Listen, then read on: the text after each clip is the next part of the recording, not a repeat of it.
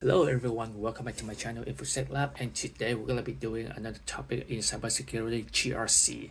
This is a part of Event of Cyber 2024 from TryHackMe, and GRC is very important aspect of cybersecurity that often ignored by a lot of people because they think it was boring and not interesting. But in fact, they play important roles in organizations in shaping their security and enhancing their security posture. So, what is GRC and why is it important? Let's go. Let's get started. So GRC stands for governance, risk, and compliance. So there are three factors that play crucial roles in any organization to ensure that their security practices align well with the personal, regulatory, and legal obligations. So let's go into each of them individually. What is governance? Governance is can be considered as a security frameworks which sets for policies, processes, and ensures that all the security best practices are met within the organizations. The purpose of these frameworks policy are to make sure that each of the individuals within the company or organization can follow the best practices uh, ins- to ensure that the company meets the security standards. Risk is an important factor. Every organization has vulnerabilities, and then being able to identify risk, which is the likelihood of a vulnerability happening to their system, is very important. Not only does it help an organization to identify what potential threat out there to their digital assets, but it also helps organizations to reassess their security posture and be better prepared to prevent and respond if an exploit were to happen. In a risk compliance is to ensure that an organization adheres to external laws or regulations.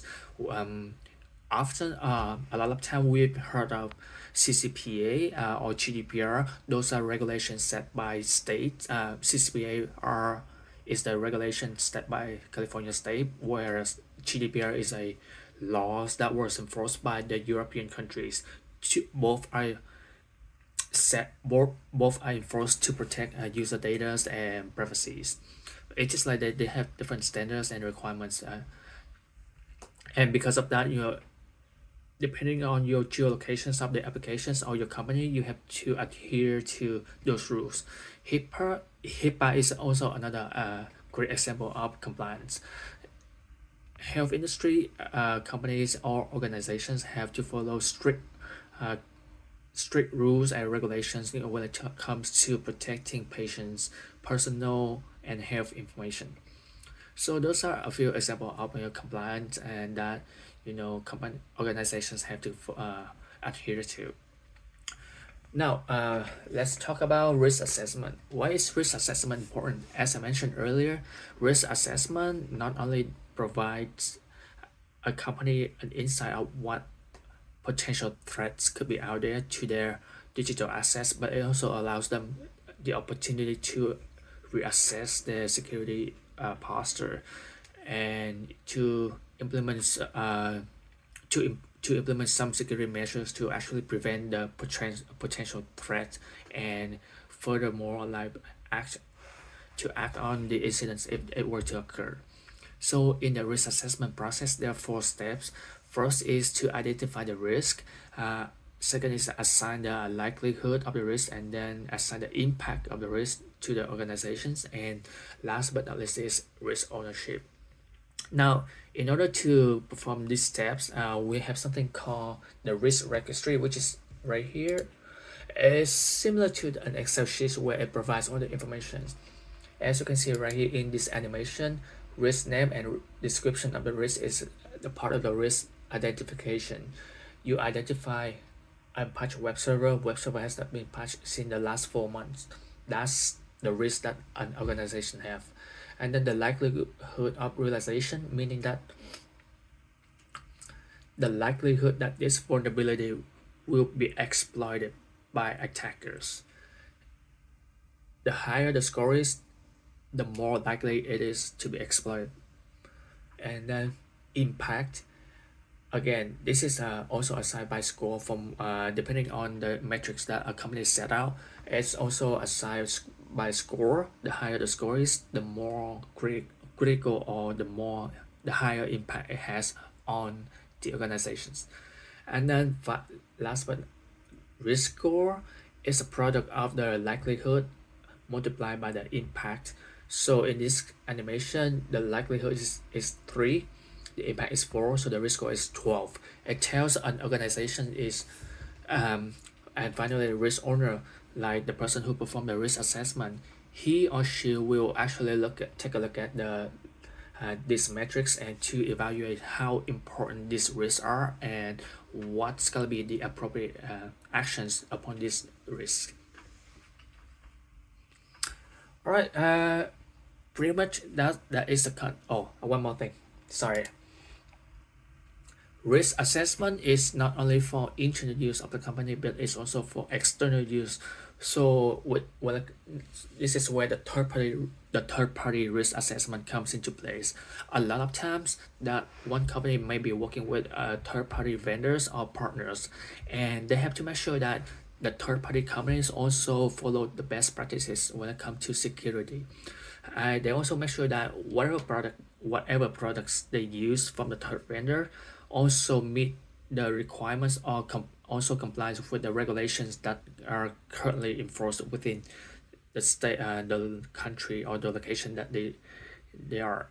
So it's very important because only if it doesn't matter if you have the best practices within your organizations, you implement all the security measures to prevent all the possible risks happening to you. But if you have one weak change in the supply chain, which is third vendor products that are not secure, then it can actually affect the whole change of the system within your organizations, which you don't want to be a victim of. So let's get into the activities of the room right here. Should be short.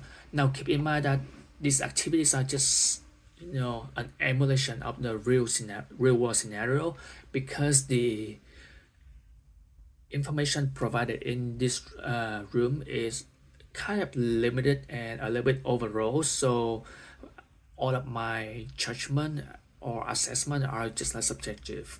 And then in real world scenario, we have to consider a lot of factors, like, okay, this is the descriptions of the risk and what are the factors and what are the variables to the risk, and then what's gonna be the access, what assets of the company are gonna be affected by such risk. So there gonna be a lot of elements and factors to be considered in real world scenario, but here we're just like doing a emulated scenario, so just make it simple and easy. So right now we are doing a third-party risk assessment vendor. So we have 3 vendors: Violet Scorpion, Scarlet Cobra, and Obsidian Hydra. We are trying to pick the best partner for our company, and in order to do a risk assessment on these companies, we have 3 questions. And let's go over each of those. This is for the first company, Violet Scorpion. Question number 1 is right here. Data in transit and data at rest needs to be encrypted with AES encryption as a requirement for this project. What type of AES encryption does the company use for data transit and data at rest? The vendor response is AES 256 for data in transit and AES 256 for data at rest. So pretty much this is a very strong encryption algorithm that is used for both data in transit and data at rest. The reason I choose the impact level is high is because imagine if you don't encrypt data in transit, you're susceptible to man-in-the-middle attack, meaning that attackers can actually sniff the traffic and see all the contents of all the requests or all the traffic stuff going out and in of your organizations, which is not a good thing to see, which is not a good thing to hear. The reason So what is the associated security risk? Encryption can be broken and data can be accessed. Now, because the impact is high, uh, because the impact is high, uh, I assign the high impact level right here, but the likelihood of this to happen to a company is low. Why is it? Because AES 256 is a very strong encryption and it's still being used nowadays. So the chance of an attacker break the encryption is very low. Therefore, the likelihood level is unlikely. That's why I pick. Okay, going to question number 2.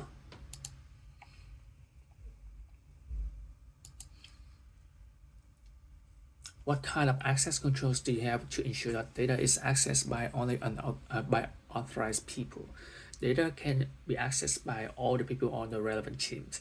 So it is still possible that unauthorized users can get access to data that they're not supposed to, and then another security risk that is users might have access to unnecessary data or information that to perform their jobs. So let's say a person from human resource, they don't need any access to Wireshark tools to run because it's not related to whatever job responsibility they have in the HR department.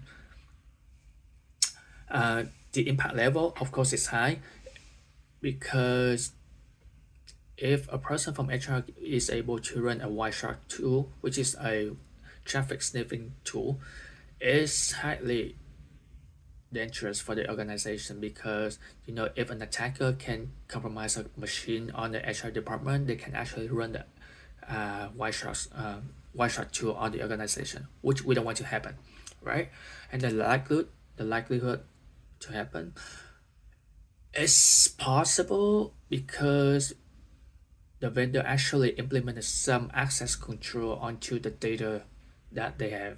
So data can be accessed by all the people on the relevant team. So meaning that if a person from outside of team try to access the data, it is likely that that person doesn't have access to data. So it's possible. That's my reasoning. And the third question: how long do you keep client data after case is closed? Less than 1 week. So the risk associated with this one is data breaches and non-compliant to the regulations. Now, non-compliant is very unlikely to happen because we all have set up rules that we have to follow. Otherwise, we companies gonna get a big fine of that. So it's unlikely. Data breaches is also unlikely because the data they keep is only within 1 week, less than 1 week, and then within that short period of time, the chances of a data breach happen is very slim. However, the impact it causes is very high. If a data breach were to happen, then the company will suffer not only the financial loss but also their reputation is also damaged too. Like we have heard so many cases like Sony, Target, Equifax, T-Mobile's they have data breaches and then their reputation just go down immediately. All right, so the impact is very high, critical. That's it for the very first vendor. Let's go to the second vendor, Scarlet Cobra. We're gonna be asking the same question, and the answers gonna be different, which give us different metrics to assess the risk. So let's go through number one: data in transit, data at rest. The same question, and they have the same answer. So the risk is gonna be the same for us at this time. It's high impact but low, but low chance of happening. So the impact level is high and likelihood is unlikely.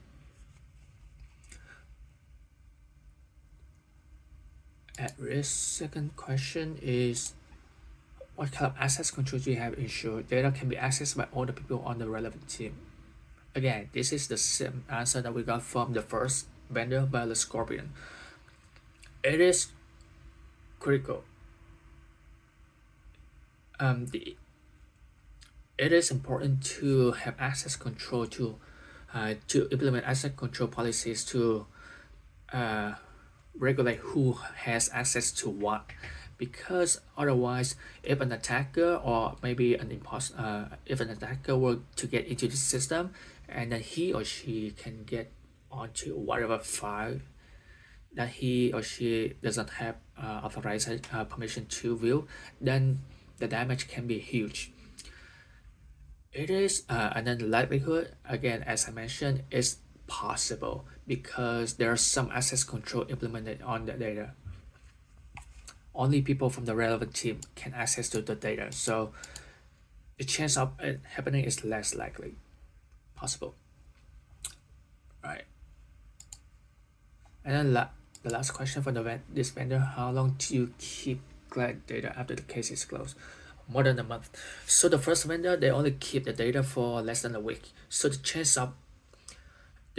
of a data breach happening is very low. Compare here, the vendor keeps the data more than 1 month. The longer you keep the data, the more it is likely that you have when a data breach occurs, the customer's information or all the data is going to be exposed to the world. So the chances are higher.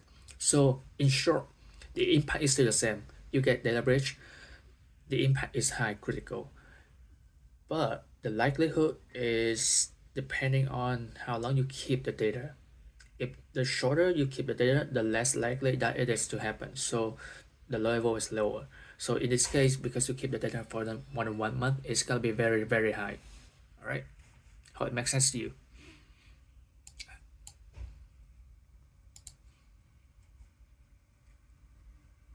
Oh no.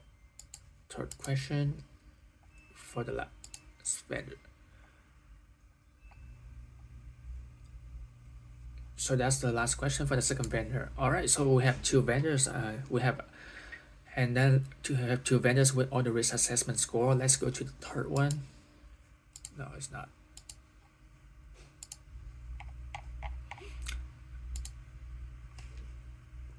Third vendors.